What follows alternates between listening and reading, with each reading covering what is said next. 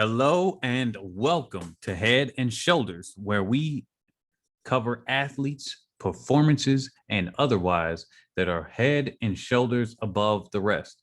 And before we get into today's content, I already know some people are going to come and say, drug cheat, drug cheat, drug cheat.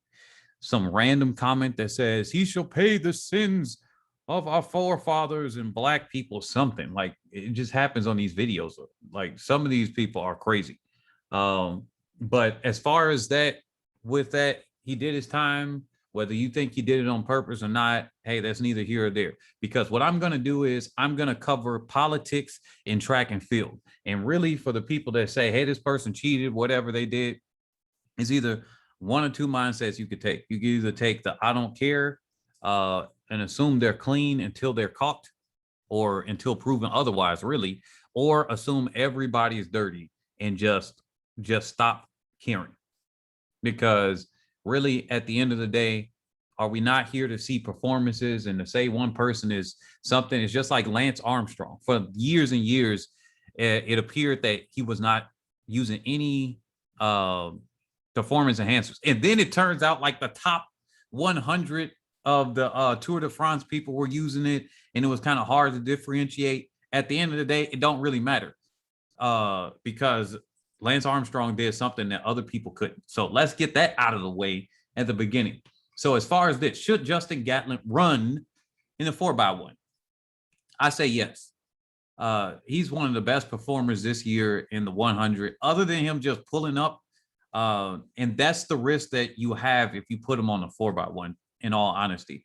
But I think that his experience, what he showed in the prelims, in the semis, it already showed he was about to blast some of their bricks off. He wasn't going to win, but I don't think he might have finished third, maybe as worse as fifth. But Justin Gatlin should run. And here's some of the politics. Let me cover what has happened in the past. Where's my annotator right here? Let's come up in the past. Let's take this off. Pole vault. So I became a pole vault coach at one point. I watched the video beginning of the book.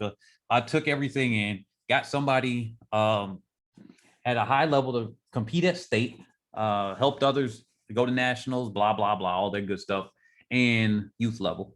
And I learned something very, very quickly when I was doing my research as a pole vault coach. And what I learned was this guy named Sergey Bubka did something. Now, this article is just one.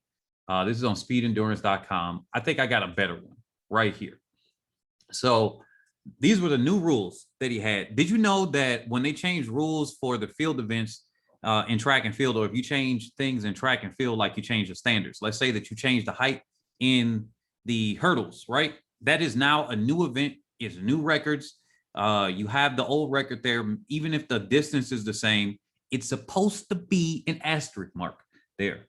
And you have a different record. But looks like this guy, which started to set the trend of, hey, I'm going to beat my record by a centimeter. You can't do that in 100.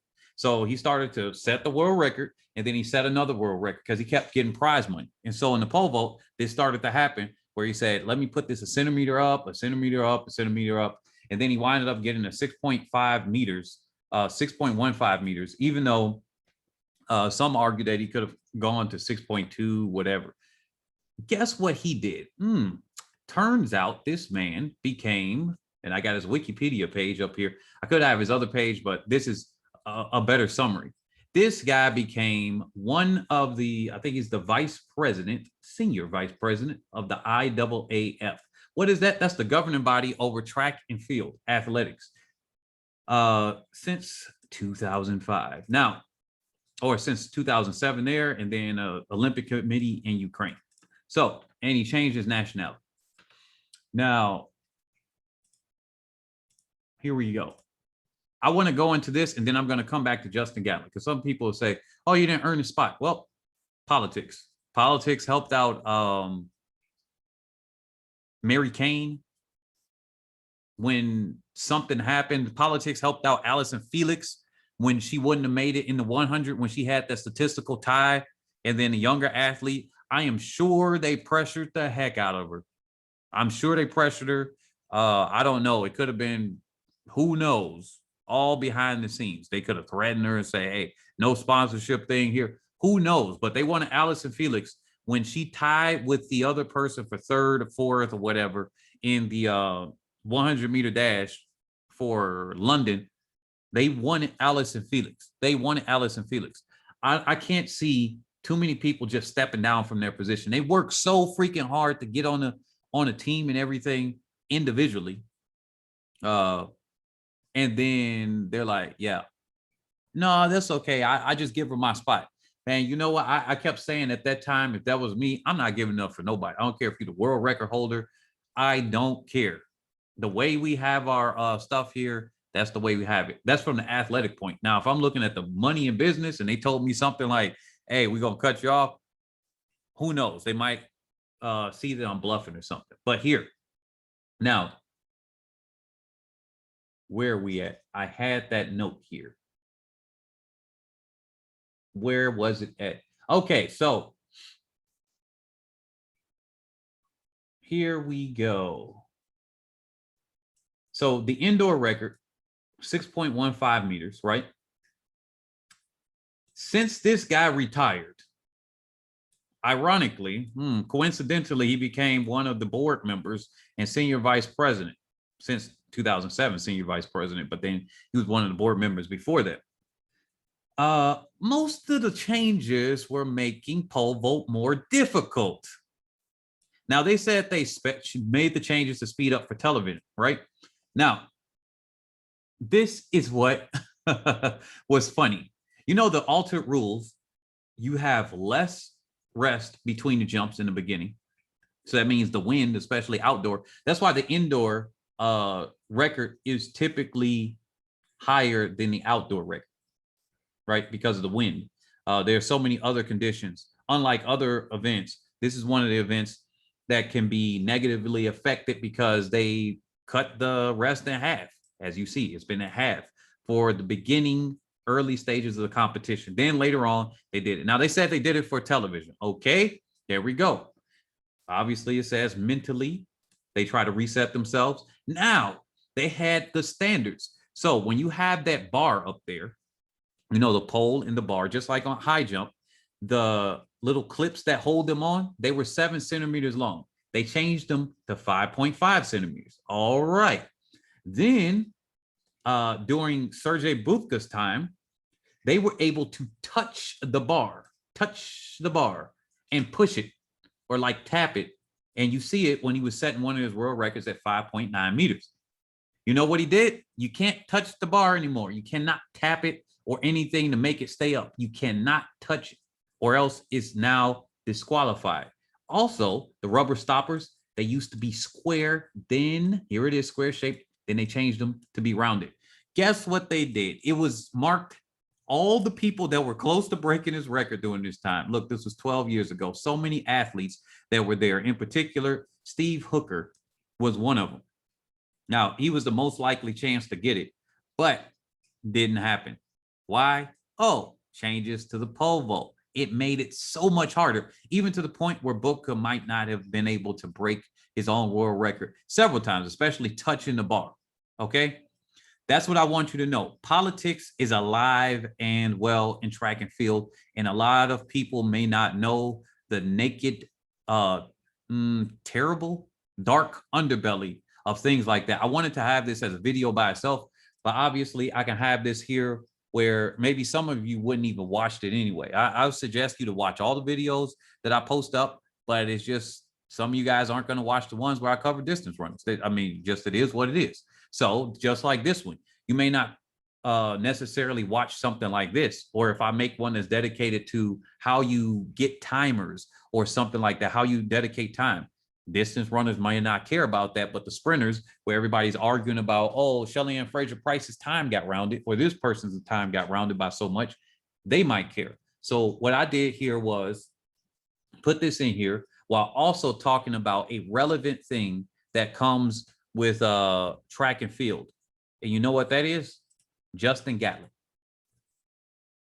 This is where the politics can work in his favor. Politics also worked for Carl Lewis when he missed a drug test for the Olympics. And then they said, no, he's the face of track and field. I don't even want to get into that one because that one will probably do anything.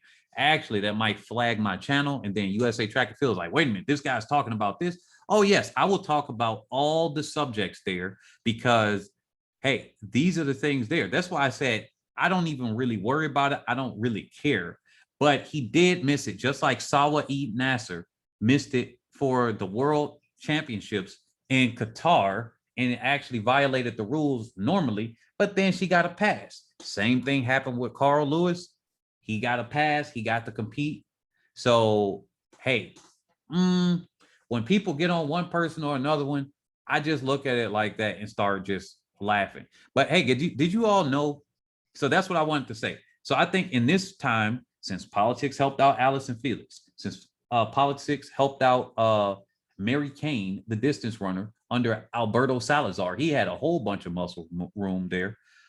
He's the guy that really got the nation into hobby jogging and marathon running, really, when he released that book, something talking about jogging and everything. So, I mean, he has a big influence over the USA just from the standpoint of that. But did you guys notice, as a side subject, that Justin Gatlin makes this face a lot? I think that's like his disappointed face.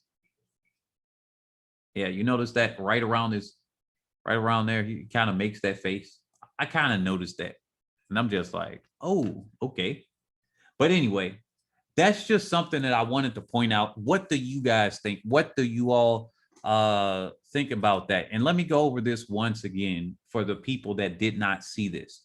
So this is how they do the timing for the track meets. And I'm going to do this one other time on another video, probably on a live, because it's always new people, new subscribers and everything. And so actually, I'm going to do it on a relay. Now, you see this? This is where they're trying to get the chest. Now, when they say something about flash timing, the company that has been doing a lot of these meets has been Flash Incorporated or something like that, the name of the company. So that's where the colloquial term flash timing. I don't think it has any other meaning than that. But what they're trying to do is they're trying to match it up with the athlete's chest. In the case of women, they have breasts. So they're not trying to go by that. As you notice, they are not going by her breast right here. Instead, they are going by the chest, the closest thing there. Now, when it comes to records and stuff, they are likely to give more attention to those, especially if it's very close.